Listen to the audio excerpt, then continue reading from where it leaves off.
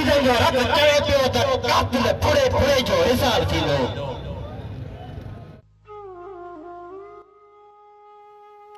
टिनि ॼणनि जे क़त्ल वारे वाक़े ख़िलाफ़ सांगड़ वासी सरापा एहतजाज बणियल आहिनि। टिनि रातियुनि खां मुज़ाहिरीन खुलियल आसमान हेठि बेयारो मददगार वेठल आहिनि।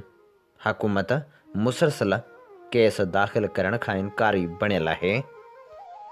सिंध जे मुख़्तलिफ़ शहरनि मां सियासी समाजी अॻवान एहतजाजी धरणे में पहुता। सिंध अवामी सथ जे सरवाण मेहर डिबाई, सिंध अवामी सथ जे वाइस चेयरमैन रियाज़ खेमटियो, नामियारे सहाफ़ी नेमत खोड़ो ऐं ॿियनि अॻवाननि पिणु धरणे में पहुची यकजहती जो इज़हार कयो।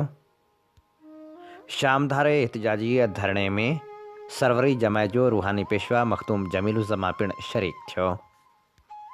उन मौक़े ते मखदूम जमीलुज़्ज़मा जो चवणु हो त जेसिताईं केस दाख़िल न थींदो तेसिताईं एहतजाजी धरणो जारी रखियो वेंदो। जॾहिं त सियासी समाजी अॻवान पिणु इहो ई मुतालबो कयो त जवाबदारनि खे गिरफ़्तार कयो वञे ऐं वाक़े जो केस वारसनि जी मर्ज़ी मूजिबि दाख़िल कयो वञे।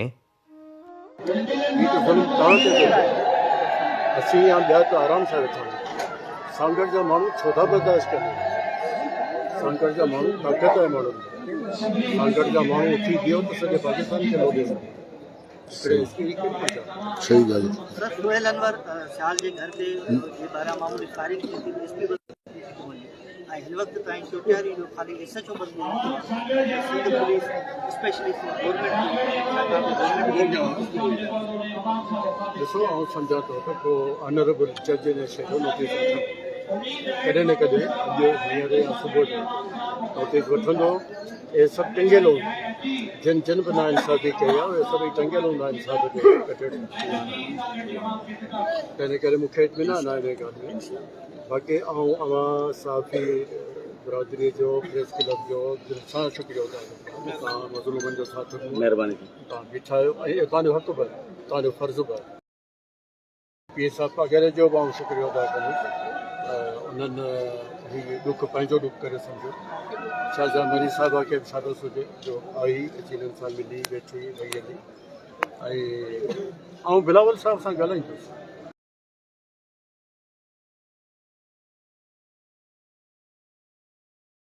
भेनरूं हक़ मौजूद GSN दोस्तो हिते ख़ासि करे अॼु जेको पहुता आहियूं हिते सांगड़ में ही सानियो थियो आहे। ही को नंढड़ो कोन्हे, पूरी दुनिया में जेके बि ॾिसनि था सभिनि खे आंसू हलनि था पिया ऐं सभिनि जी दिलि रोए पई त एॾो वॾो ज़ुल्म ऐं जंहिंमें जेको आहे सो 4-5 माण्हू चवनि था अस्पताल में बि हिकिड़ो गुज़ारे वियो आहे, 3 हिते शहीद थिया आहिनि, 4 माण्हू शहीद थिया आहिनि, 10-15 माण्हू ज़ख़्मी आहिनि।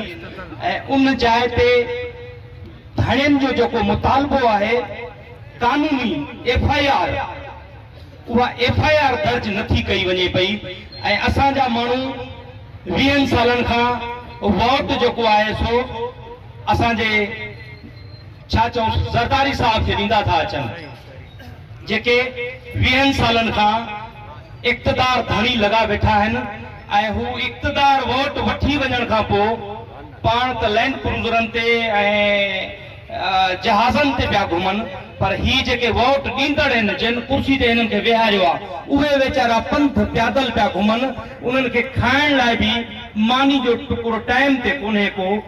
एॾो त हुननि सॼे सिंध में ख़ासि करे तबाही कई आहे ऐं उन खां पोइ बि असांजा कुझु माण्हू तीर बिजा ते अञा बि डांस कनि था पिया। मां चवंदुसि उन्हनि खे शर्म अचणु खपे त तीर बिजा तीर खे हाणे ख़तमु कयो, छो जो ही असांजी सिंध जी तबाही करे छॾी अथई। हिते हे जेके माण्हू मूं आहिनि इन खां पोइ तव्हां हलिया वञो नवाब वली मोहम्मद में काज़ी अहमद, उते जेको आहे सो इन ज़मीन जे छेड़े ते 5 फंड मारियऊं, हिकिड़ो SHO खोसो शहीद कयूं। उहो मसइलो बि तव्हां ॾिठो त 54 कलाक जेको आहे सो हाईवे बंदि हुयो, उन खां पोइ FIR थी। ही हिते सिर्फ़ु असां जेको हे हुकुमरान विहारिया आहिनि उहे सिर्फ़ु लैंड ग्रेबर आहिनि, कब्ज़ा माफ़िया आहिनि, असांजो खून पिया चूसनि। असांजी सिंध मालामाल आहे, तव्हां ॾिसो त कहिड़ी शइ जी कमी आहे। हिकिड़ो इस्लाम कोर्ट जो कोयलो सिर्फ़ु असांजे सिंधियुनि खे ॾिनो वञे तब जेको आहे सो ख़ुशहाल वक़्तु गुज़ारनि ॿियनि तेल गैस ॿिया जेके वसीला आहिनि उन्हनि खे छॾियो पर ही सॼी लुट फुर जेके जिन वटि ज़मीनूं आहिनि उन्हनि खे बि आहिस्ता आहिस्ता फायरिंग कंदा माण्हुनि खे कुटींदा सटींदा उहे हुननि सां जेके गॾु आहिनि दहशतगर्द उहे असां उन्हनि खे हुकुमरान न चवंदासीं हाणे दहशतगर्द चवंदासीं त उहे कब्ज़ो कंदा था वञनि पिया ग़रीब माण्हू खे जीअण जो हक़ ई कोन्हे को हिन ख़ासि करे सिंध में असांजो जनरल आसिम साहब आयो आहे वो लगे तो सिर्फ जन पंजाब जो जनरल आहे उनजे इशारे ते सभु उथनि वेहनि था उनखे सोचणु खपे त ही पंज पंज माण्हू मुआ पिया आहिनि त भाई हिननि जो हक़ आहे FIR ते हिननि खे कटे ॾियो 4-4 ॾींहं जेको आहे सो रोडनि ते मैयत रखियूं वेठा आहिनि उन्हनि जो बि हिननि खे हया शर्म कोन थो थिए त मैयत रोड ते आहिनि ऐं तव्हां हुननि जो कानूनी जेको हक़ आहे FIR उहा बि नथा कटियो इन खां त तव्हां मुंहिंजे ख्याल में ॿुड़ी मरणु खपे तव्हांखे वेहण ई न खपे नामुराद शाह हिते वज़ीर आला आहे उनखे सिर्फ़ हिन खां त जाम सादिक साहब 1000 गुना बहितर हो जंहिं ज़बरदस्त तरीक़े सां जेतिरो बि थी सघियो बहितर कमु कया नामुराद शाह साहब आयो आहे हिन सिर्फ़ पंहिंजे जूते ऐं कोट खे थो ॾिसे बाक़ी अवाम ते हिन जी नज़र ई कान थी पए हे जेको सूबो आहे हिन वक़्तु मुराद अली शाह जे हवाले आहे पर मुराद अली शाह खे ॼण जूं ई नथी हले पई असांजा दोस्त हिते SSP खे था ॻाल्हाइनि SSP वीचारे जी औकात छा आहे हिकिड़ो नंढड़ो हेतिरो ऑफिसर आहे उनखे तव्हां छा था ॻाल्हायो मथे IG DIG वेठो आहे मथे CM वेठो आहे होम मिनिस्टर लंजार काथे आहे हितां जो MNA MPA जेके आहिनि उहे छा पिया कनि असांखे मथे ॻाल्हाइणु खपे त तव्हां जेको आहे सो हिननि अवाम खां हे ॾिसो केतिरी पब्लिक वेठी आहे इन्हनि खां वोट त तव्हां ई वरिता आहिनि न उहे अॼु हिन वक़्तु खुआर आहिनि उन्हनि खे कानूनी चारो बि नथो मिले पियो इन जे लाइ मुंहिंजे ख्याल में त हाणे ट्रैक चेंज कयो हे जेको ज़रदारी माफिया हिते लथल आहे तव्हांजा 6 किनाल पाणी उहो बि सिंधु दरिया मां वञे थो पियो अॼु खां अॻु में जेके माण्हू जिनखे इनकम सपोर्ट जा पैसा मिलंदा हुआ गुज़ारो कंदा आहिनि ॿाहिरि नथा निकिरनि पिया इहे इनकम सपोर्ट जा पैसा बि अन क़रीब तव्हांजा बंदि थींदा पाणी बि बंदि थींदो तव्हांखे पीअण जो पाणी बि न मिलंदो उन खां पोइ तव्हांखे पिनण जे लाइ ख़ैरियत बि न मिलंदी हे अहिड़ो तरीक़ो कार करे थो पियो इन जे लाइ सॼी सिंध खे मां अपील कंदुसि उथो पंहिंजे पेरनि ते बीहो हिन माफिया मां जान छॾायो न त हे जेको आहे सो असांखे इहो सुथरो हथ कोन पटींदो सिंधियुनि जो दुश्मन आहे महिरबानी करे सभु सॼी सिंध हिन ते गौर करे ऐं उथे हिन माफिया मां जान छॾाई वॾी महिरबानी जॾहिं जट तोते हुकुमरान थींदा त छोको उन नस्लनि जा नुक़सान थींदा शियो बि काफ़र ऐं सुन्नी बि काफ़र मस्जिद मझां अहिड़ा ऐलान थींदा त छोको उन नस्लनि जा नुक़सान थींदा ऐं धरती लुटण लाइ विढ़नि चोर चूंडूं धरती लुटण लाइ विढ़नि चोर चूंडूं वरी वोट ॾींदड़ बि नादान थींदा त छोको उन नस्लनि जा नुक़सान थींदा अॼु सांगड़ में हिन करबला जहिड़े कज़िये ते मातम ऐं सोग में वेठल सांगड़ ऐं पसगिरदाई जा ग़रीब मारवड़ा बाशऊर गैरतमंद गयूर दोस्तो तव्हां सभिनी खे हक़ मौजूद जीअं या अली मदद सची आहे त 3 ॾींहनि खां वठी सोशल मीडिया ते ही हालत जेका ॾिठी सूं पे असां सम्झो त कल्ह ताईं ख़तम थी वेंदो मामिलो ऐं कराची हुउसि तबियत जी नासाज़ी जे करे डॉक्टरनि जी मना थियल बि हुई पर राति जेॾीमहिल मूं ॾिठो त सिंध जो ताक़तवर MNA तव्हां सां गॾु पट ते वेठी आहे ऐं हिकिड़े SP जे ॾाढो कंध लाड़े मजबूर थिए थी ऐं SP हुनखे सिधो जवाबु ॾिए थो त मां FIR कोन कटींदुसि जेको कुझु करणो अथई कर त इहो सिंध हुकूमत ते हिकिड़ी लानत ठहे थी हिकु MNA जेके 4 लख माण्हू वोट ॾियनि था 8 लख माण्हुनि जो नुमाइंदो थिए थो ऐं उहो पल ताणी वेही थो रहे हिकिड़ो अरिड़हें ग्रेड जो SP जंहिंजी पंहिंजी हार्ट बीट ॾाढी तेज़ हुई मूंखे ईअं लॻो त SP खे अटैक थींदो छो त जीअं रियाज़ खंचो साहिबु चयो त SP त नंढड़ो मुलाज़िम आहे न SP जा बापा त के ॿिया आहिनि SP जो रसा कंहिं ॿिए जे हथ में आहिनि हाणे उन्हनि मूं अॼु पाण IG गुलाम नबी मेमण खे फोन कई, चई फोन कोन खई। गुलाम नबी मेमण पाण कांच पुसाए बीठो आहे 3 ॾींहंनि खां वठी, हू कुझु कोन थो करे सघे, यानी इन्हनि जा बाबा अञा के ॿिया आहिनि। त SP साहब ते एॾो प्रेशर हुयो जो हू रुखो जवाब तव्हां ॾिठो हूंदो, हुनजे निराड़, हुनजी मुंहुं, हुनजा चप न कया पिए। मूंखे SP ते क्यास पे आयो, हो जूणेजनि खां वधीक मज़लूम पे लॻो उन वक़्तु, छो त जेकॾहिं हू FIR कटे हा त बचे ई कोन हा। यानी कि अञा ॿियूं कुवतूं पोयां वेठियूं आहिनि जिन जे हथ में रसा आहिनि। सो राति जॾहिं इहा हालत मूं ॾिठी पई, सचो आहे त सबको बचण वारो आहे, न्याणनि वारो आहे, गैरत वारो आहे। यकीनन गैरत वारे खे आराम कोन ईंदो, कसम ख़ुदा जो असांखे आराम कोन आयो।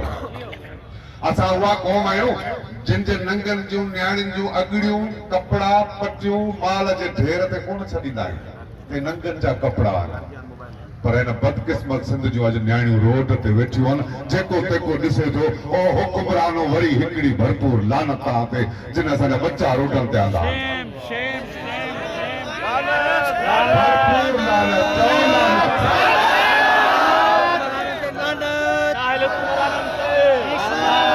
करबला में ईअं थियो, करबला में ईअं थियो जॾहिं मज़लूमनि जा धड़ लताड़िया विया यज़ीदनि तरफ़ां ऐं उन्हनि जा नंग बेपर्दा हुआ। अॻु में भंडनि सां बि ईअं थियो, उन्हनि जा नंग बेपर्दा हुआ। अॼु सांगड़ में जूणेजनि सां थियो आहे ईअं, उन्हनि जा नंग बेपर्दा आहिनि। हिकिड़ो ॿुधी मरणु खपे उन सिंध हुकूमत खे, रियासत खे, ज़रदारी साहब खे, उनजे वाठनि खे, उनजे कमदारनि खे, जिन असां गैरतमंद क़ौम, जेका तव्हांखे हिकिड़ी शइ ॿुधायां त वाहिद दुनिया जी काइनात जी सिंधी क़ौम अथव जेका न्याणियुनि जे मथे ते हथ रखंदी आहे, वाहिद पूरी काइनात में। अॼु हुन सिंध जा, उन्हनि सिंधनि जा नंग रोडनि ते वेठा आहिनि, को मथे ते हथ रखण वारो कोन्हे, रियासत वारो कोन्हे। इन ते रियासत ख़ामोश वेठी आहे। ऐं शेख अयाज़ खां माज़रत कंदे संदसि ॾेढ सुठो पढ़ंदुसि। शेख अयाज़ जो ॾेढ सुठो आहे, हुन में आउं तरमीम थो कयां, फिरोज़ कचा खाए, शेख हबीब शेख सां माज़रत, फिरोज़ कचा खाए, रियासत त कुती आहे थी पंहिंजा बचा खाए।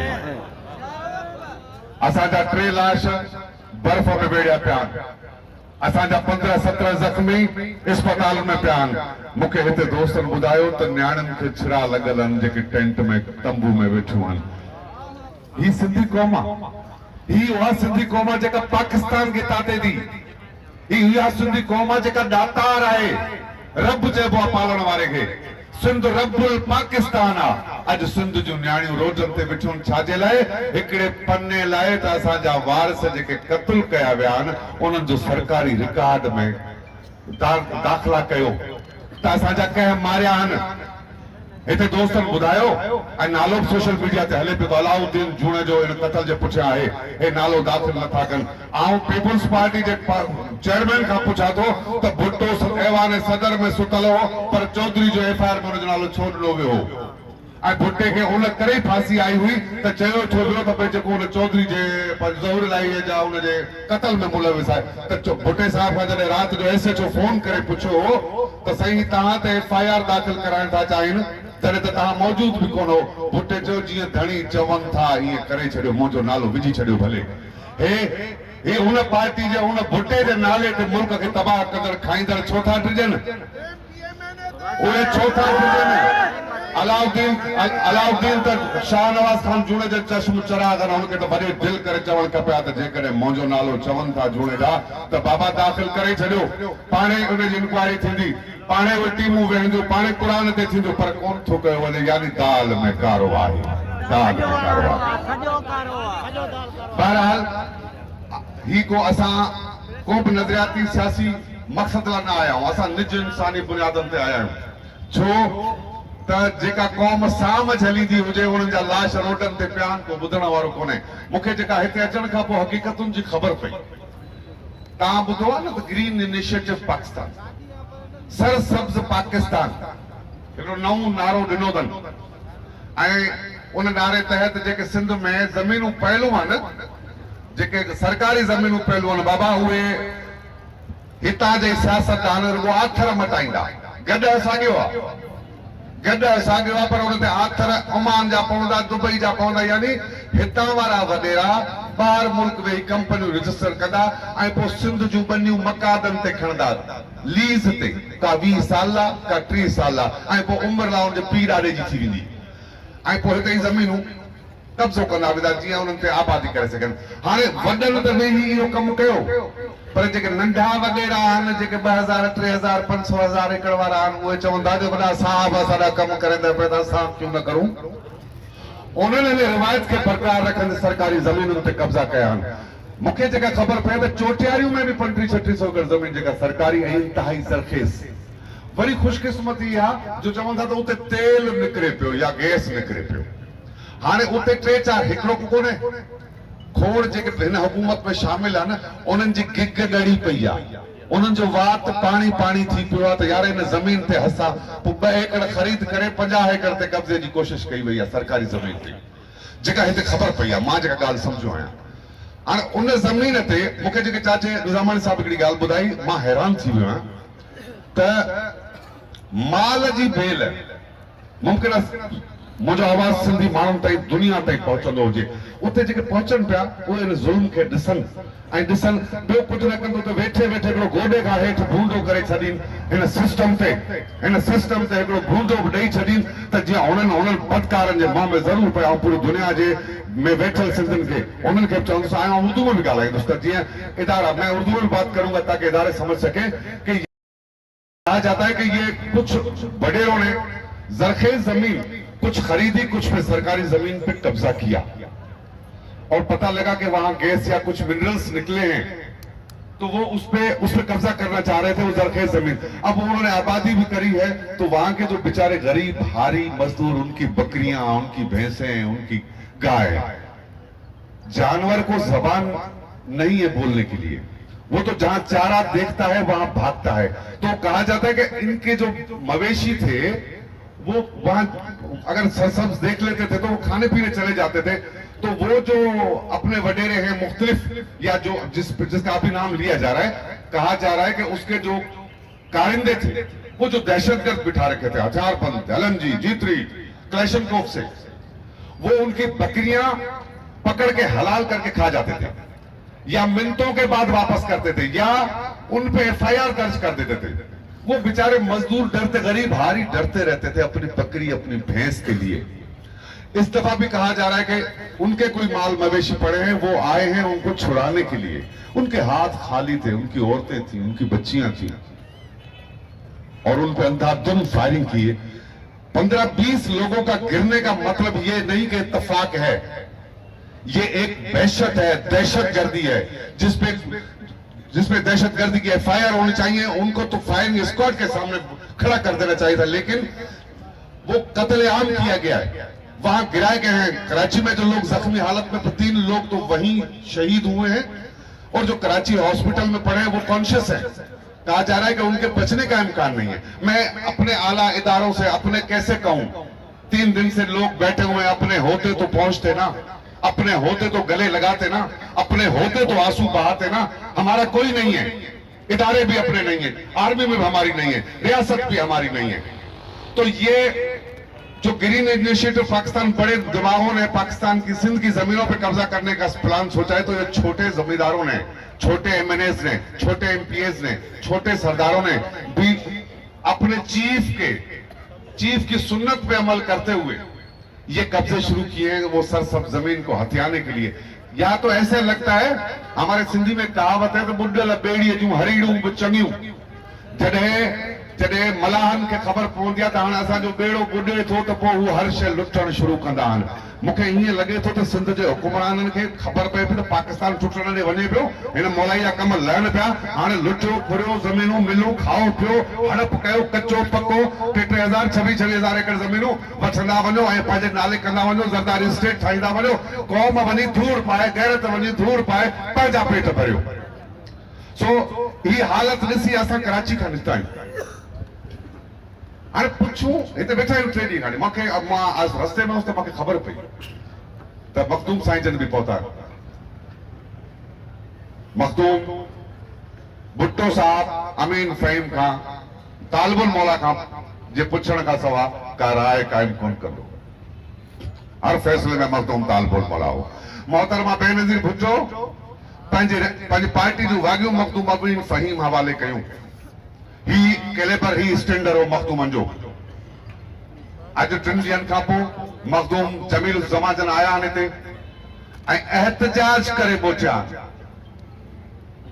कुछ शयूं समझण जूं हुजनि मूंखे दोस्तनि ॿुधायो त सांगड़ ज़िलो पीपल्स पार्टी जो हींअर गॾु थी वियो आहे मखदूम बि हिते आहिनि जुनेजा बि हिते आहिनि मरी बि हिते आहिनि डेरा बि हिते आहिनि चयो थो वञे त अस्पताल में नवीद डेरो पहुतो ऐं इन ज़ुल्म जी मज़म्मत कई राति शाज़िया मरी आई आहे ताक़तवर MNA राइट हैंड आहे सिंध हुकूमत जी उहा बि तव्हां सां गॾु वेही हिते ॿ टे ॿोल बचन ॿुधाए मोटी वेही मखदूम साहिब सिंध जा पावान उहे बि अॼु थी हितां मोटिया ही हैरत में विझंदड़ ॻाल्हियूं आहिनि आम कोन्हे मखदूम जमील ज़मा जहिड़ो माण्हू अचे ऐं ख़ाली मोटे वञे न FIR थिए न कातिल गिरफ़्तार थियनि न लाश कजनि हे वॾो सवाल आहे त छा मखदूमनि खे कहिड़ी जाइ ते बीहारियो वियो आहे पीपल्स पार्टी में मखदूम हिकु इंतिहाई इज़तदार फैमिली ऐं मूंखे इहा बि थोरी तारीख़ जी आहे त शायदि हिते को चौक आहे जिते बच्चू बादशाह खे फाही ॾिनी वई सिंध जो उहो सूर बच्चो जंहिं पंहिंजी हुकूमत क़ाइमु कई अंग्रेज़नि खे टोटा चबायो ऐं उन बच्चू बादशाह जिते उनखे फाही थी ॾिनी वञे उते अॼु हुर वेठा आहिनि हिन पाकिस्तान जी हुकूमत जा अॾु तक असांजे नियाणियुनि जी इज़त कयो ईअं लॻे थो त असां वरी अंग्रेज़नि जे दौर में हलिया विया आहियूं अंग्रेज़नि खे असां पातर आहियां हुरनि पातर आहियां सांगड़ जे हुरनि पातर आहियां सच इहो आहे त सिंध हुकूमत बि पातर घुरे पई पर को हारण वारो कोन्हे को मुंहिंजी सिंध अवामी सथ जे ज़िले सांगड़ जी क़यादत सभु हिते पहुतल आहे मुंहिंजा मरकज़ी साथी सभु हिते तव्हां सां गॾु पहुतल आहियूं कराची खां आहियो आहियां यार मां मुंहिंजी दिलि चए थी सची पची मां साईं जन खे चयो मूं चयो मां छा करे सघां ऐं असां सिंधी क़ौम जा आशिक़ आहियूं असांजो सियासी फगड़नि में कोन वञे जेके पिनण जे पुठियां सॼो ॾींहुं बेनज़ीर जे पुठियां क़ौम खे लॻाए छॾियो अथनि हारी कार्ड जे पुठियां जिन क़ौम खे चरियो करे छॾियो आहे असांजो इन्हनि सां को बि कुझु कोन्हे को पर असां हिन जी बेहयाई ते परेशान आहियूं उन्हनि खे को ॿुधाए त हू जेके नियाणियूं असांजूं भेणूं भेरूं वेठियूं आहिनि इन्हनि तव्हांखे कतारुनि में बीह वोट ॾिना इन्हनि जो ॾोह इहो आहे इन्हनि जो ॾोह इहो आहे त इन्हनि तव्हांखे सॼो ॾींहुं बुख ते कतारुनि में बीह वोट ॾिना न उन्हनि जो कंहिंजो मुड़ुसु कंहिंजो भाउ कंहिंजो पीउ उहो लाश में संदूक में बंदि लॻो वेठो आहे ही मातम ही करबला आहे मूंखे ही मंज़र ईअं ॿुधाइमि त मूंखे ही मंज़र करबला में जीअं थियो त साइण ज़ैनब बि ईअं यज़ीद ॾाढो बेवस हुई ऐं अॼु जुड़ेजा ईअं यज़ीद ॾाढो बेवस आहिनि पंहिंजा बचड़ा इज़तदार बचड़ा विया वेठा असां कहिड़े मुल्क में रहूं था असां पाकिस्तान में वेठा असांखे पाकिस्तान सिंध घुरियो पाकिस्तान सिंध घुरियो पाकिस्तान असां पाकिस्तान में वेठा त पंहिंजी तबाही कयूं पंहिंजी बेइज़ती कयूं पंहिंजा बच्चा ज़लील करायूं पंहिंजा नंगे रोडनि ते कढायूं लानत आहे SP ते लानत आहे DIG ते लानत आहे संजो हुकूमत ते 60 किलोमीटर ते DIG वेठो FIR नथो कढी सघे एतिरा ॾिना शाज़िया अचे थी राति तमाशो ॾिसी मोटी थी वञे नवी देरो तमाशो पाण हुकुमराननि कहिड़ा नहीं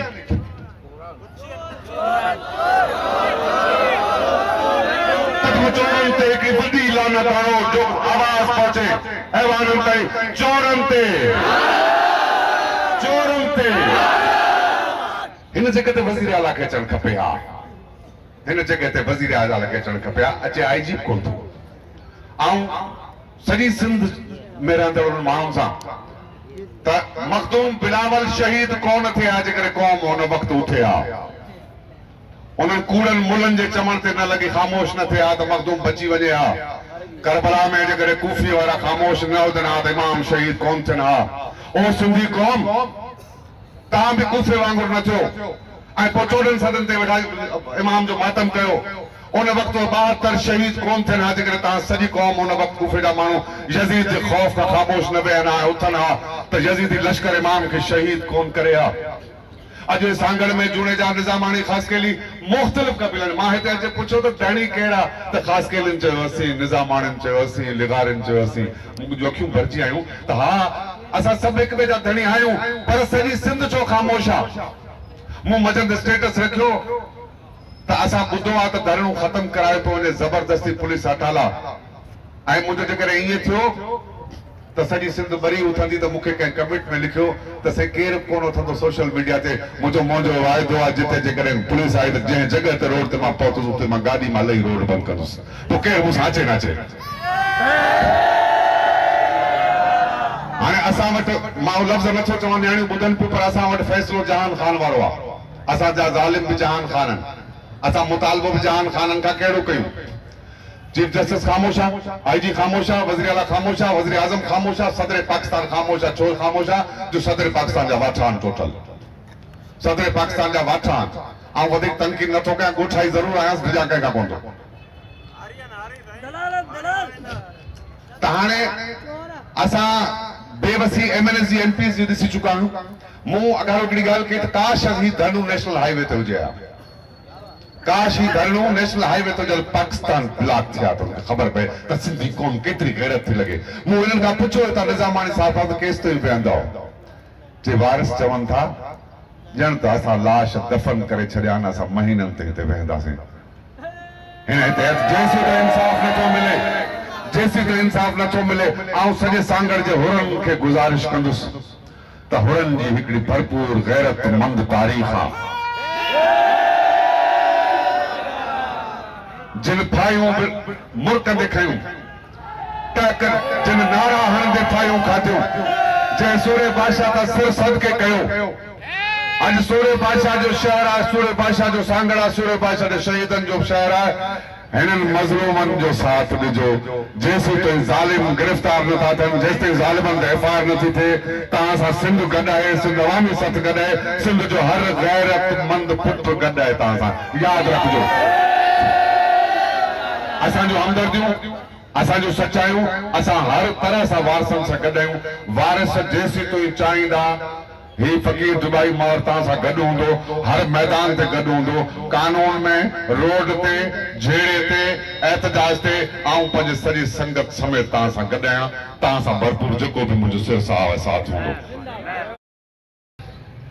छो त वेड़ी मूंखे मुंहिंजे वतन खे, मुंहिंजे माण्हुनि खे बचाए सघे थी।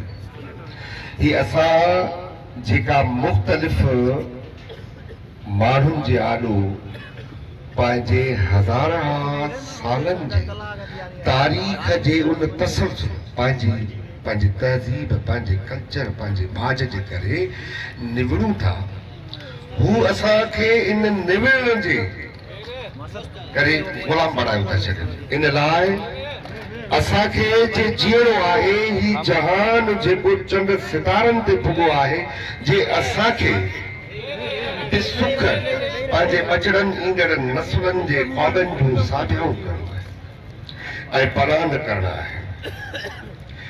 सच इहो आहे त ही टियों ॾींहुं न आहे, ही शहीद जिन जे आॾो असीं बीठा आहियूं, इहे 3 ॾींहंनि खां न, इहे 77 सालनि खां आहे, 712 खां आहिनि, जॾहिं खां सिंध ते लगातार तलवार, ततंग, मंजनिकूं, बंदूकूं ऐं हाणे जदीद दौर जा हथियार, एजेंट, कटार, जासूस असांजे घरनि में ॼावल, हरामी ॿार, हिकिड़े छिछड़े ते सॼो अॻोने भाई हिकिड़ी ॻाल्हि करे वियो त वाॻूं ॿियनि जे वस में, सॼो कुझु उहे खणियूं था वञनि, हिननि खे रुॻो हिकिड़ो छिछड़ो उछले ॾियनि था, उन छिछड़े ते ही पंहिंजे घर जा बचा मारियो उछले ॾियनि, पंहिंजे घर जा, पंहिंजा वसीला, पंहिंजूं ज़मीनूं ऐं पंहिंजी इज़त, सुञाणप, हक़ हुकुमरानी, सभु कुझु भंडन में केरु मुआ, मारीअ में केरु मुआ, कंदकोट में केरु था मरनि। ही सिंध में को पल ख़ाली न आहे जंहिं पल सिंधियुनि खे ॻोल्हे ॻोल्हे मारियो न वञे। हाणे छा आहे त हिते हर मतिलब फ़िक्र जा माण्हू आया, जिन पंहिंजी पंहिंजी ॻाल्हि कई, पंहिंजे फ़िक्र जे हिसाब सां। मुंहिंजो मतिलब फ़िक्र आहे सिंध, आउं ॻाल्हि कंदुमि सिंध जी, नज़रियो मुंहिंजो सिंध आहे। मां मारियो इन लाइ वञा पियो, मां माला मान धरती जो वारिस आहियां, पर मुझे मान पे ऐं मुझी बाज मोहब्बत न्याज ऐं निवड़त मेहमान नवाज़ी मुखे मुझे मेहमान जे हथा माराए छॾ। क़ौमुनि ते अहिड़ा वक़्त ईंदा आहिनि। ही सभु कुझु जेको असीं भोॻियूं पिया, ही पंज लाश जेके असांखे हू ॾेई गदगद थियनि था, ख़ुशि थियनि था, झाड़ू हणनि था, उन्हनि खे लॻे थो त हू असांखे मारे मात कंदा। जे ईअं हुजे हा त 77 साल में असीं ख़तम थी चुका हुजूं हा। जहिड़ी रीत असांखे मारियो वियो आहे, असांखे जहिड़ी रीत पुठिते धिकियो वियो आहे, असांजा शहर खसिया विया आहिनि, असांजा तालीमी इदारा खसिया विया आहिनि, नौकरियूं खसियूं वियूं आहिनि, नौकरनि नौजवाननि जा ख्वाब खसिया विया आहिनि। असीं मरी वञूं त कोन मरंदासीं। असीं इन सॼे अज़ाब खे, इन सॼी वालार खे, इन सॼे कड़े खे ऐं इन सॼे जबर खे दुश्मन धारे ऐं घर में ॻावल अलाउद्दीन खिलजी जे उन सॼे जासूस आहिनि, एजेंट आहिनि ऐं काट रुगो हिकिड़ो अलाउद्दीन न आहे, हर उहो भोतार हिते ॻाल्हि हले पई सूर्य बादशाह जी वतन जा कफन, आज़ादी या मौत। हिकिड़े पासे सूर्य बादशाह विड़ियो पए, ॿिए पासे इहे भोतार, इहे वॾेरा अंग्रेज़नि खां लक़ब वरितियो, खान बहादुर थियो, शमसुल उलमा थियो, केसर हिंद थियो ऐं ॿिया अणॻड़िया उन्हनि लक़ब ॾिना। कंहिंजा लक़ब जे असांजे वतन ते कब्ज़ो कयो, असांखे लुटियो फुरियो। अॼु बि तव्हां थोड़ा सरदारनि जे ॾाॾनि जी तारीख़ पढ़ंदो, खान बहादुर फिलाणो। खान बहादुर पंहिंजे कमनि जे करे कोन थींदो आहे, चङाइनि जे करे न थींदो आहे, अंग्रेज़नि जी चापलूसी, चमचागिरी, जासूसीअ जे करे। ही सब खान बहादुर, ही सब शमसुल उलमा, जुल्फ़कार अली भुट्टे जो पीउ शाहनवाज़ भुट्टो। अंग्रेज़नि वटि कुल 13 लक़ब हुया, 13 जा 13 लक़ब सर शाहनवाज़ भुट्टे खे। न उन मथे जे सूर जी का टिकी ठाही हुई, न का हिते को डेम ठाहियो हुई, न का हिते पुल ठाही हुई। छा कयो हुयो उन? ऐं ॿियूं अणॻड़ियूं गादियूं आहिनि, पीरनि जूं गादियूं, बुज़ुर्गनि जूं गादियूं आहिनि। उन्हनि खे जो वॾा वॾा लक़ब मिलिया, उन्हनि कमु कयो हुयो माण्हुनि जे लाइ, सिर्फ़ ऐं सिर्फ़ दुश्मन जा दोस्त बणिया हुया। अॼु जा अलाउद्दीन बि उहो ई कमु कनि था। असां उन्हनि खे बि मोह ॾिनो हुयो। असां अॼु जे एजेंटनि, जासूसनि ऐं फ्रंट में उन्हनि खे बि मोह ॾींदासीं। ही लाश जेके असांजे आॾो पिया आहिनि, इहे लाश असांजो तेसीं ताईं मुक़दर रहंदा। असीं तेसीं ताईं ई मारिया वेंदासीं, ॻोल्हे ॻोल्हे सरियाम मारिया वेंदासीं, जेसीं ताईं असीं उथी न बीहंदासीं पंहिंजे हक़ जे लाइ, पंहिंजे इज़त जे लाइ। असीं सियासत कयूं था, ऐं जॾहिं बि दोस्तनि सां ॻाल्हाईंदा आहियूं सिंध जे मसइले या हिन फुरलट या ही कतलाम जेको अॼु हिते झूणजनि सां थियो आहे, सुभाणे करोड़नि सां थींदो, चुनाव करोड़ो कॾहिं कंहिंसां थींदो, इहो तेसीं ताईं थींदो रहंदो जेसीं ताईं असीं क़ौम थी पंहिंजे असुल दुश्मन जेको परदे जे पुठियां लिखियो वेठो आहे, अलाउद्दीन खे अॻियां ॾेई छॾियो अथई, फरियाल खे अॻियां ॾेई छॾियो अथई, शाहजहां मलिक खे अॻियां ॾेई छॾियो अथई। ऐं पीरनि जो नालो खणा मथां हिते हुनजा मुरीद नाराज़ ऐं ॼाण छो त हिते तौहीन मज़हब, तौहीन मुर्शिद ऐं तौहीन मुख़्तलिफ़ जेके आहिनि उन जूं सज़ाऊं लश्कर ॾियनि था, माण्हूअ खे साड़ियो छॾनि, लाश दफ़नायो न ॾियनि, इन जे करे। पर उहो वक़्तु परे न आहे जॾहिं ही सभु माण्हू उन्हनि मीरनि, पीरनि, गादी नशीननि खे गादियुनि था लाहे, उन्हनि खां पंहिंजे बचड़नि जे ॻोढ़नि जो, सुॾकनि जो, मारुनि जे दुखनि जो हिसाब वठनि। साईं जीएम साहिब चढ़ियो हुयो छा, जी मूंखे कोन थी खपे ही गादी, ऐं न मुंहिंजा मुरीद, न आउं तव्हांजो मुर्शिद, वञो मौला जी इबादत कयो, हिसाब उहो वठंदो। छो त ही सॼो बिज़नेस आहे, इन मां निकिरणो पवंदो। ऐं ही सॼो कुझु दोस्त बीठा आहिनि, असीं किथां बि आया आहियूं, कंहिं ते थोरो कोन कयो वियो, ही असांजो हिसो आहे, ही असांजो घर आहे, ही असांजे मथां वार आहे। त दिल जा वहम विसार, सूर्य मरी सोभ के त दिल जा वहम विसार, हण भाला विड़ भाकरे आडी ढाल मंढार, मथा तेग तरार मार त मतारो थे। सभी दोस्तन के जिए सिंध, जिए सूर्य वर्षा जी जदोजहद, जिए तव्हां असांजी हक परस्त जदोजहद। मां अॼु सांगड़ जे सरज़मीन ते मौजूद आहियां ऐं इलाही उदास बि आहियां, अफ़सरदार आहियां त ज़ुल्म, ॾाढ, नाहक, जबर ऐं क़त्ल व गारतगरी जो जेको सिलसिलो आहे उहो को सालनि खां न आहे, उहो को ॾहाकनि खां न आहे। इन जी कहाणी रुगो 77 सालनि ते मुश्तमिल न आहे, जॾहिं खां वठी प्यारो पाकिस्तान वजूद में आयो।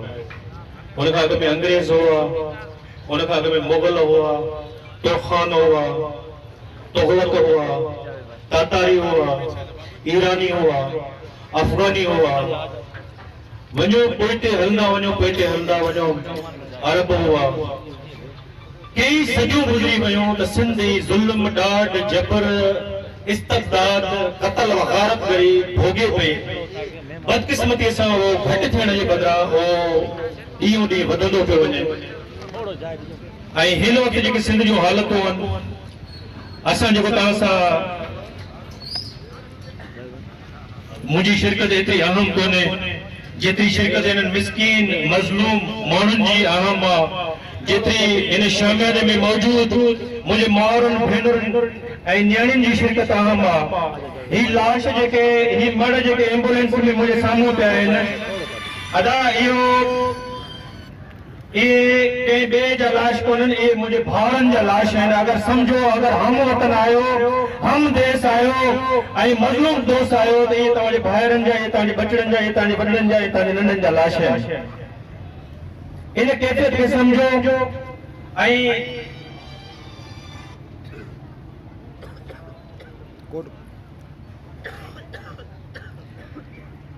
मूंखे त ही शामियानो ॾिसी ऐं सची पुछो करबला यादि अचे थी। सदाई सिंध सां करबला कई वई आहे। अॼु मूं बि हिते ई नियाणी हूंदी, हलीम आदिल शेख आयो, साईं मखदूम जमील साहब आया, ॿिया केतिरा ई माण्हू आया, अञा मौजूद आहिनि। हिकिड़ी मुंहिंजी भेण नंढी, मुंहिंजी नियाणी उज़मा नालो अथसि, उन चयो अदा भाउ सांगड़ में उठ जो टंगो कटियो त सॼी सिंध जागी।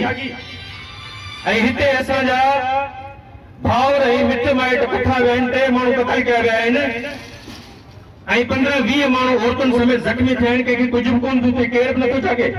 असांखे 3 ॾींहं थी विया आहिनि त हिन हुकूमत खे मां भेण तव्हांजे आवाज़ ते, हिन शहीदनि जे सॾ ते ऐं मज़लूमनि जे दावा ते हिते पहुतो आहियां ऐं हर वक़्तु हमेशह तव्हां सां गॾु हूंदासीं। ॾाढो चाहे उहो अलादीन जोड़ी जो हुजे या हुनजो पीउ हुजे, आसिफ ज़रदारी हुजे, आसिफ ज़रदारी जो पीउ कोई चंडेल हुजे, कंहिंखां बि कोन घटिजूं।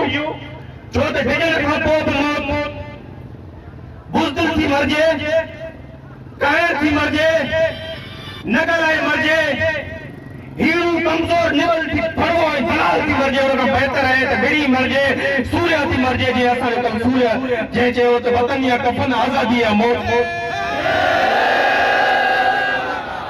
असां बाबा सूर्य बादशाह जी औलाद आहियूं।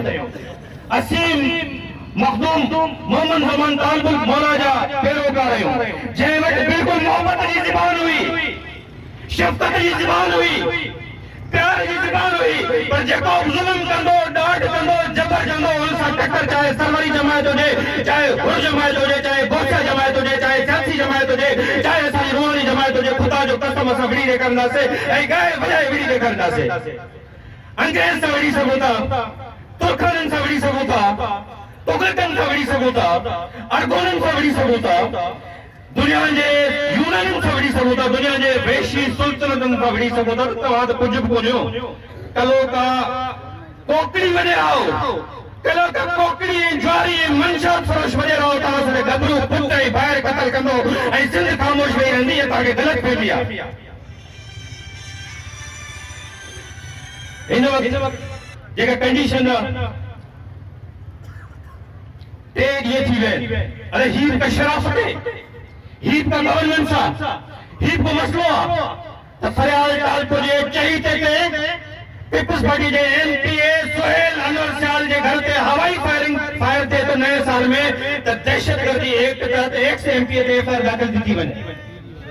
सुहेल सियाल जे घर ते नए साल जे रात हिकिड़ो हवाई फायर थे तो 1 एमपीए उन जो पुट ऐं 3 माण्हू ॿिया उन्हनि ते दहशतगर्दी एक्ट के तहत केस दाखिल थी थो वञे ऐं असांजे इन्हनि भाउरनि जे क़तल खे खूने नाक के 3 ॾींहं थी विया आहिनि एफआईआर दाखिल थी थिए। 6 माण्हू एसएसपी सां गॾु 6 माण्हू डीआईजी सां गॾु डीआईजी नवाब शाह 6 माण्हू मुराद अली शाह 6 माण्हू ज़ियाल वंजार 6 माण्हू होम सेक्रेटरी 6 माण्हू आसिफ ज़रदारी 6 माण्हू बिलावल भुट्टो ज़रदारी छा चवंदा सिंध में आएंगे लामना सिंध को हमने यूरोप बना दिया सजो डी ये बकवास ही हालत है ही का गवर्नेंस ही का गाल बाबा कत्ल थे एक एडी गुंडागर्दी बदमाशी थिया दहशतगर्दी थिया एफआईआर दाखिल था क्यों यार एफआईआर दाखिल न था क्यों कहते एफआईआर जो असां अगर चवंदा या एफआईआर आसिफ अली ज़रदारी ते दाखिल कयो सीएम ते कयो तॾहिं कानून असांखे इजाज़त ॾिए थो आईन असांजी तरफ़दारी करे थो ऐं तव्हां वारस जेके चवंदा मुंहिंजो माउरूं भेनरूं अमली चवंदियूं बाबा अलादीन जोड़ी जो आहे या अताउल्ला या एक्स वाई जेड जेको बि चवणु चाहिनि था मूंखे आउं इन मामले में न आहियां पर जेके फरियादी टे खून अरे कुझु तमाम कयो अरे खुदा जे ॾाढ खां ऐं खुदा जे जबर खां कुछ तो खौफ करियो मैं ही तानी का हुक्मरानिया ही तानी को पक तरीको त तेजी थी रहन इन शहीद जी लाश ते एम्बुलेंस में गन ऐं ता के टको शर्म आया ऐं गैरत नथी अचे फरियाद टालपुर साहिबा ज़िया लंजार मुराद अली शाह बिलावल शर्जील मेमन सरदार शाह आसिफ ज़रदारी ऐं शहबाज शरीफ ताकि कुछ को आया न थे। अच्छा रुको यो करें मैं तो मुखातिब होऊंगा जो कानून नाफिज करने वाले इदारे हैं आप लोग जामिन हैं ना लोगों की जान और माल और इज्जतों का तहफ़्फ़ुज़ के फिर ये कौन सा तहफ़्फ़ुज़ है कि दिन दिहाड़े हमारे बच्चों को भाइयों को बड़ों को कत्ल किया जाता है और एफआईआर नहीं होती। ये सिंध में क्या हो रहा है आज भी मैंने लिखा ये तो सिर्फ नहीं है कि 3 लाश जो हम उठाए हुए यहाँ धरना लगा के बैठे धरना दिए बैठे थोड़ा पीछे तो चलो थोड़ा पीछे तो चलो। नाज़िम जोखियो को किसने कत्ल करवाया अदा नाज़िम जोखियो ही ॾिसो ही का जेको बार बार चवंदो त हुकुमरान ईअं हूंदा आहिनि हुकूमतूं ईअं हूंदियूं आहिनि त मीन्स उन्हनि जा जेके वाठा लाठिया गुंडा बदमाश दहशतगर्द खूनी जलाद कातिल मंशात फरोश गली जा गुंडा ओए पंहिंजे जहिड़े बच्चों के एमपी एमएलए सेनेटर वजीर बशीर जेके खून रेज़ी में मुलविस थी वञनि माण्हुनि जे क़त्ल में मुलविस थी वञनि पार्टियुनि जे अगवा में मुलविस थी वञनि रेप जे केसनि में मुलविस थी वञनि त इहा गवर्नेंस आहे ख़ुदा जो अज़ाब आहे ऐं ख़ुदा जे अज़ाब खे हटाइणो आहे त इबादतुनि ऐं दुआउनि सां गॾु दवा कयो ऐं दवा आहे अवामी मज़ामत ही मज़ामत आहे। मां सलाम पेश करियां थो उन्हनि भेनरुनि खे माउरनि खे अदड़ियुनि खे भाइरनि खे जेके त सरापा एहतिजाज मिलियल आहिनि ऐं कंहिंजे पूरी ख़ातिरी में नथा अचनि ऐं चवनि था इंसाफ़ कानून मूजिबि पंहिंजे इंसाफ़ जी घुर कनि था आइन मूजिबि पंहिंजे इंसाफ़ जी घुर कनि था। अदा ही जेके 3 खून थिया साईं पीपल्स पार्टी जो एमएनए मुलविस साईं नाज़िम जोखियो खे कंहिं क़त्ल कयो साईं पीपल्स पार्टी जो एमएनए ऐं एमपी मुलविस साईं नसरुल्लाह गडानी खे कंहिं क़त्ल कयो साहब खे साईं पीपल्स पार्टी जो एमएनए ऐं टाउन चेयरमैन मुलविस अदा उमेर अबाब जे पीउ ॾाॾे ऐं चाचे खे कंहिं क़त्ल कयो साईं पीपल्स पार्टी जा 2 एमपी मुलविस अदा प्रिया कुमारी खे कंहिं अगवा कयो बाबा पीपल्स पार्टी जा माण्हू अदा अजय कुमार लालवाणी खे कंहिं शहीद कयो असांजी एफआईआर कढी वई पीपल्स पार्टी जो टाउन चेयरमैन ऐं वाइस चेयरमैन अदा फज़ीला सरकीअ खे कंहिं 18 साल अगवा करायो साईं पीपल्स पार्टी जे एमपी जो भाउ मुलविस वो फजीला सरकी 40-42 महीना थी प्रिया कुमारी खे ऐं फजीला सरकी जे अगवा खे 18 साल थी विया ही मुंहिंजो जुमिलो ॿुधियो ही मुंहिंजी ॻाल्हि ॿुधिजो ऐं पोइ फ़ैसिलो पाण कजो त हिन हुकुमनि सां कीअं पाणीअ ते पाणी थियणु घुरिजे ऐं कीअं हिकु कान्हे थियणु घुरिजे। फजीला सरकी 6 सालनि जी हुई त अगवा थी वई 18 साल थी विया आहिनि हुनजी वालदा चए थी अमा सकीना त बाबा मुंहिंजी थी अगरि जहिड़ी आहे जिंदा तो वो 24 साल जी थी वई उन्हें मुख्य और सां मुलाकात करायो अमा सकीना चवे थी त भला जेकॾहिं मुंहिंजी धी मरी वई आहे त मूंखे क़बर ई ॾेखारियो त मां क़बर सां भाकुर पाए रोई थो सघां। ही का ॻाल्हि आहे। अजमल सावंत जे क़त्ल में केरु मुलविस? पीपल्स पार्टी जो एमपीए। अदीब फहमी नरसाल जे क़त्ल में केरु मुलविस? पीपल्स पार्टी जे एमपीए जो पीउ मुलविस। जान मोहम्मद मार जे क़त्ल में केरु मुलविस? पीपल्स पार्टी जा माण्हू मुलविस। कातलनि जा थाथारी उन्हनि में केरु मुलविस? पीपल्स पार्टी जा माण्हू मुलविस। अली शेर लाजपत साहब जे क़त्ल में केरु मुलविस? पीपल्स पार्टी जा माण्हू मुलविस। नवाब अली मोहम्मद विछाण गोठण के केरु पुठो पीपल्स पार्टी जा माण्हू मुलविस। या इन किस्म जी जॾहिं सिचुएशन थिए ऐं पोइ बि न थिए त को बेगैरती हूंदो। मां सॼी सिंध जी आवाम सां मुखातिब आहियां। माण्हू मूंखे चवनि था त भई जज़्बाती न थियणो, को असांजो दिमाग़ ख़राब थियो आहे, पर इन ते जेकॾहिं कंहिंखे गैरत नथी अचे त मुंहिंजा टे मज़लूम ॻोठण बेॾो ई पंहिंजे दंगनि ऐं नंगनि जी हिफ़ाज़त कंदे शहीद थिया आहिनि ऐं मुंहिंजो माण्हू भेनरूं गुज़िरियल 72 कलाकनि खां हिते सांगड़ में सूर्य बादशाह जी सरज़मीन ते धरणो हणी वेठियूं आहिनि ऐं मां जाम फिरे खां हिते न पहुची सघां त पोइ मूं ते लख लानत हुजे। जेको ज़ुल्म जे ख़िलाफ़ ॾाढ जे ख़िलाफ़ आवाज़ नथो उथारे वो असांजो हम वतन न आहे, उनमें गैरत न आहे, न अवामी न ज़ाती तौर गैरत है, न किरदार जी गैरत है, न अवामी गैरत है, न कौमी गैरत है। अदा फातिमा फारूक जे क़त्ल में केरु मुलविस? बाबा पीपल्स पार्टी वारा मुलविस। अदा रामशाह वसान खे कंहिं मारियो? बाबा पीपल्स पार्टी जो एमएलए मुलविस। अदा असांजी नाइला निमरता ऐं नौशीन सां कंहिं रैप करे उन्हनि खे आपघात ते मजबूर कयो ऐं उन्हनि जा मेडिकल कॉलेज में लाश मिलिया। अदा पीपल्स पार्टी वारा मुलविस। अदा ही वतन फरोशी में केरु मुलविस? सिंध खपाइण में केरु मुलविस? कारूजर खपाइण में केरु मुलविस? कीर्तन खपाइण में केरु मुलविस? किंजरी मंसूर खे ज़हरीली डंड में तब्दील करण में केरु मुलविस? शान कैलान में केरु मुलविस? मुंहिंजे लखे एकड़ ज़मीन नीलाम करण में केरु मुलविस? मुंहिंजे दरिया ते काफ़िलानो हमलो करे मुंहिंजे सिंधू तहज़ीब खे ख़त्म करण में केरु मुलविस? अदा पीपल्स पार्टी वारा मुलविस। आसिफ ज़रदारी उन हवारी ऐं उन दरबारी मुलविस। असांजो मुतालबो अदा त हिननि शहीदनि सां, हिन शहीदनि जा खून सां इंसाफ़ कयो। शहीदनि जा खून। आख़िरी ॻाल्हि कंदुसि, ही माण्हू डामो हले पियो, साफ़ सब साफ़ ख़राब कर। अॼु मूं लिखियो रुगो माण्हुनि जा क़त्ल कोन थिया, रुगो ॿारनि सां रेप कोन थिया, रुगो ज़मीनूं कोन वलरियूं, सहाफ़त कारी करे मारी वई। ज़रदारी ऐं उनजे दरबारनि जे हथां वकालत कारी करे मारी वई।